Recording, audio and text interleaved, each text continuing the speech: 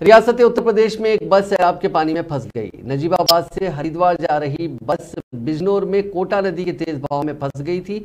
लोग खौफजदा हो गए और जान बचाने के लिए बाज बस की छत पर चढ़ गए थे। बादशाह बस में मौजूद मुसाफिरों को जेसीबी की मदद से बाहिफाजत बाहर निकालने में कामयाबी हासिल की गई।